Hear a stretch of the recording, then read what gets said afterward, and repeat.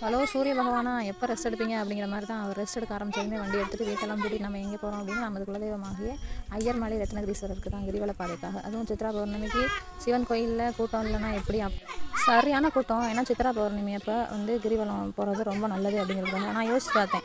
ஐயர்மலையில் ரத்னகிரீஸ்வரர் கோயிலுக்கு இவ்வளோ பெரிய கிரிவல பாதைக்கு இவ்வளோ கூட்டம் அப்படின்னா திருவண்ணாமலையில் இருக்க அண்ணாமலையாருக்கு எவ்வளோ கும்பல் இருக்கும் அப்படின்னு யோசிச்சு பார்த்தேன். கண்டிப்பாக ஒரு தடவை போக வேண்டிய பிளேஸில் திருவண்ணாமலையும் போய் பார்க்கணும். நானும் போனதில்லை. எப்போதுமே அப்பாங்களுக்கு பெண் குழந்தைங்க தான் செல்லும் போல்.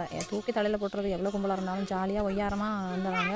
ஐயர்மலை பொறுத்த வரைக்கும் அந்த ஊரில் என்னென்ன விளையுதோ நெல், சோளம், அதுக்கப்புறம் அந்த பயிறு, கடலை, மொச்சை இதெல்லாம் அந்த துணியை விரிச்சு விட்டு கிரிவல பாதை முழுக்க அங்கேருந்து எல்லா படியிலையும் இறச்சி விடுவாங்க. அந்த கடவுளுக்கு நன்றி செலுத்தும் வகையில். பக்கத்தில் போயிட்டு கோயில் உள்ளே ஏற முடியல. ஆனால் நாங்கள் நல்லபடியாக தேரை பார்த்துட்டு கண்ணாடி பாறையில் தேங்காய் உடைச்சிட்டு இவ்வளோ தூரம் கோயிலுக்கு போயிட்டு கைக்கு வளையல் போடணும் நல்லா இருக்காதுல்ல. 100 ரூபாய்க்கு டஜன், 100 ரூபாய்க்கு எனக்கு பிடிச்ச வளையல கைக்கு கச்சிதமாக போட்டோம்னா கிட்டத்தட்ட 1 வருஷம் ஆனாலும் உடையாது.